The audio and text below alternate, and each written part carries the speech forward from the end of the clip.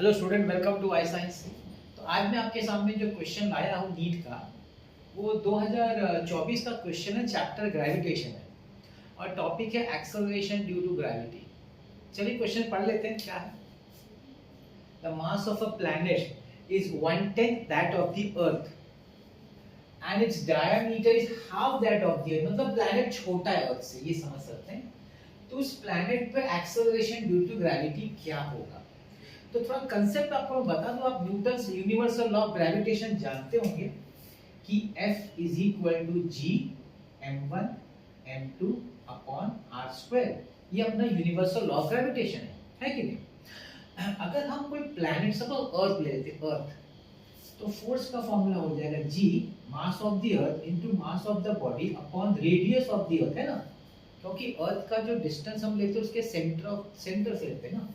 अगर सपोज ये अर्थ है और बॉडी यहाँ पे कहीं पे है, अर्थ के सरफेस पे, सही, अर्थ के सरफेस पे, तो डिस्टेंस कहाँ से लेंगे? सेंटर से लेंगे। क्यों? क्योंकि हम लोग अज्यूम करते हैं कि पूरा जो अर्थ का जो मास है ना, उसके सेंटर पे कॉन्सेंट्रेट, सेंटर ऑफ मास जिसको हम बोलते हैं, आप तो जानते होंगे कंसेप्ट।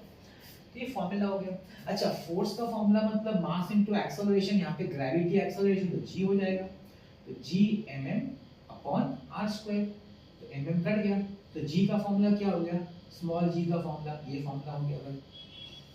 ये फॉर्मूला इस क्वेश्चन में यूज होने वाला है, बस दैट्स इट। और चार मार्क आपका, बस ये फॉर्मूला है। देखते हैं कैसे आप समझ गए ना फॉर्मूला कैसे बनता है, तो आपको मालूम होगा। तो मैं ये फॉर्मूला यूज कर रहा हूं, ध्यान से देखिए। पहले मैं लिख लेता हूं क्या क्या दिया है। मास ऑफ द प्लैनेट, चलो मास ऑफ द प्लैनेट mp ले लेता हूं, is 1/10 mass of the earth me। Mass of the अर्थ को हम लोग me ले लेते हैं। Diameter of the planet is half of the diameter of the earth। अब आप जानते हैं कि since diameter is equal to 2 radius to r, that is diameter is proportional to radius। तो अगर diameter of planet is half of the diameter of the earth, therefore radius का वही रहेगा relation. Radius of the planet is half of radius of the earth। आप पूछिएगा sir आपने radius क्यों लिया? क्योंकि हमारे फॉर्मूला में radius है इसलिए, और तो कुछ नहीं है ना, इसीलिए लिया। अच्छा, और g का वैल्यू अर्थ का तो सबको पता ही है, वो कोई देगा नहीं तो भी ये लेके चलने का, 9.8 मीटर पर सेकंड स्क्वायर। ठीक है, हमको फाइंड क्या करना है? Gravity on the planet, g p, acceleration due to gravity, g p find करना है। जैसे मैंने बोला ये फॉर्मूला यूज करेंगे, ध्यान से देखिएगा। जीपी अपॉन जी, ये फॉर्मूला यूज करो मैं। जी पहले प्लैनेट का लिखेंगे, mp upon rp square divided by g me upon re square.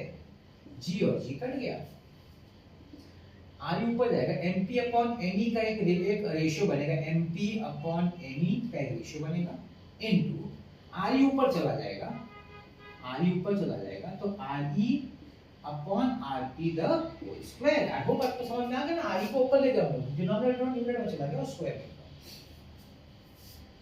gp upon 9.8 is equal to mp upon me। देखिए क्या है। अच्छा, अभी हम me पर ले लेते हैं ना, me पर ले लेते हैं 10 टाइम्स mp, me की जगह पे लिखता हूं, और फ्रैक्शन की जगह तो हम लोग मल्टीपल लिखेंगे, ज्यादा इजी पड़ेगा लिखने में, और कुछ नहीं है। तो यहां लिखूंगा 10 टाइम्स mp, ठीक, इनटू रेडियस का देखिए, रेडियस तो आर पर ले लेंगे 2rp upon rp the whole square. यहाँ पे देखिए mp कट गया, यहाँ पे rp कट गया, तो gp is equal to 9.8 into, यहाँ पे बचा 1/10, यहाँ पे 2 का स्क्वायर 4 बचा। अब क्या है, इसको मल्टीप्लाई, 8 4 जा 32, 3 9 4 जा 36 and 3 39.2 upon 10, and the answer is 3.92 meter per second square, and the option is B। Easy sum था फिजिक्स का, नीट का। लोग फिजिक्स, नीट वाले फिजिक्स से डरते क्यों, मुझे आज तक नहीं समझ में आता है। बड़ा इजी लगता है सब, डायरेक्ट फॉर्मूला, डायरेक्ट, कोई इधर उधर का कुछ नहीं। फॉर्मूला आया, अप्लाई किया, आंसर आया। फिजिक्स को काफी इजी बनाया, डरने की जरूरत नहीं है। तो ये था आपका 2024 का ग्रेविटेशन। मेरा आपको कुछ एडवाइस है, 1-2 एडवाइस, उसको फॉलो करेंगे तो आप फिजिक्स नीट में बहुत अच्छा स्कोर करेंगे। आपको 3 काम करना है, मैं जो बोलता हर लेक्चर में अपने बोलता हूँ, आपको ही बोल रहा हूँ।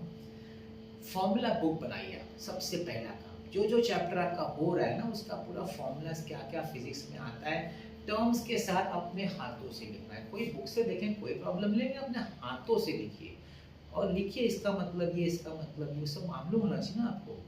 दूसरा एक अच्छा ये फॉर्मूला बुक क्या काम करेगा पता है? ये आपको वो एंट्रेंस एग्जाम का जो एक दिन पहले कोई लोग तुम क्या करें, कुछ नहीं, फॉर्मूला बुक वही आपका सब कुछ है। एक दिन पहले उसी को पूरा देखने का, पूरा और कुछ नहीं। दूसरा काम रेफरेंस बुक, अच्छा सा रेफरेंस बुक ले लेगा, एक मिनिमम 2 होगा तो अच्छा रहेगा। अभी नीट वाले बोलेंगे हमारा इम्पोर्टेंट तो बायोलॉजी, फिजिक्स भी इम्पोर्टेंट है। आपको पता है ना ऊपर से 680 690 या 650 प्लस कौन जाता है? जिसका फिजिक्स अच्छा होता है ना, तो फिजिक्स में तो मार्क्स लाना है तो कम से कम एक रेफरेंस बुक तो होना ही चाहिए, तो होगा तो अच्छी बात है। तो रेफरेंस से प्रैक्टिस करने का, अच्छा रेफरेंस बुक लेने का। अच्छा इसके लिए क्या है, जब आपको क्लासेज में या कॉलेज में टीचर ने सिखा दिया कोई कंसेप्ट, तो टीचर के लिए मत रुकिए कि वो हमको एमसीक्यू कराएगा तो हम करेंगे, बिल्कुल नहीं। आप अपना स्टार्ट करिए ना रेफरेंस बुक से, प्लीज स्टार्ट। डाउट हो तो अपने टीचर से पूछिए, टीचर के भरोसे नहीं। एमसीक्यूज टीचर नहीं करा सकता, टीचर आपको कंसेप्ट सिखा सकता है, आपको थ्योरी समझा सकता है। एमसीक्यूज कैसे सिखाएगा वो तो आपको करना है। ये बहुत ही गलत बात आजकल चल रही है कि एमसीक्यू के लिए अलग कोचिंग लोग लेते। क्यों भाई?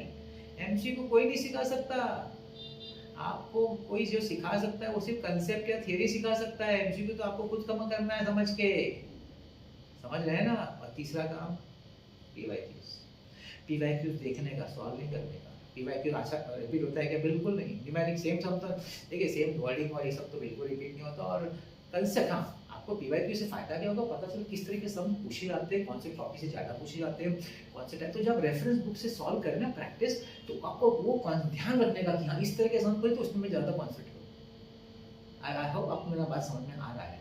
3 काम करिए। एमसीक्यूज के लिए अलग से कोचिंग गलत चीज़ है, कुछ फायदा नहीं है। जिसका कंसेप्ट अच्छा नहीं है उसका कितना भी वो एमसीक्यू का ट्यूशन ले ले उसका कोई भला नहीं होगा। और जिसका कंसेप्ट अच्छा है उसको कोई कोचिंग की जरूरत नहीं है एमसीक्यूज के लिए, खुद ही कर सकता है उसको। खुद प्रैक्टिस करेगा, खुद ही करेगा, खुद सीखने का है। देखिए इसमें कैसा एंट्रेंस का मैं बताता हूँ। एंट्रेंस का क्या है, जब तक आप खुद नहीं समझेंगे ना चीज़ों को, आप वो 1-1.5 मिनट में जो सॉल्व करना, आप कैसे सॉल्व करेंगे? कोई आपके दिमाग में ड्रिल नहीं कर सकता एमसीक्यूज के बारे में। थ्योरी एक बार board exam, entrance board exam का समझ में आता है, लोग आपको बोलेंगे हाँ ऐसा करो रटो रटो। एमसीक्यूज में नहीं चलता, खुद करना है, खुद। तो फॉर्मूला बुक, रेफरेंस बुक अच्छा वाला, और पीवाईक्यूज मेरा देखेंगे तो मुझे बड़ी खुशी रहेगी, और किसी का देखेंगे तो भी ठीक ही है। तो देखते रहेगा मेरा वीडियो, तो ऐसे ही मैं आपके लिए ऐसे क्वेश्चन लाता रहूंगा। जो ट्रेंडिंग चल रहा है, जो कंसेप्चुअल क्वेश्चन है मैं लाता रहूंगा, देखते रहेगा। आज का वीडियो देखने के लिए बहुत बहुत धन्यवाद। Thank you very much.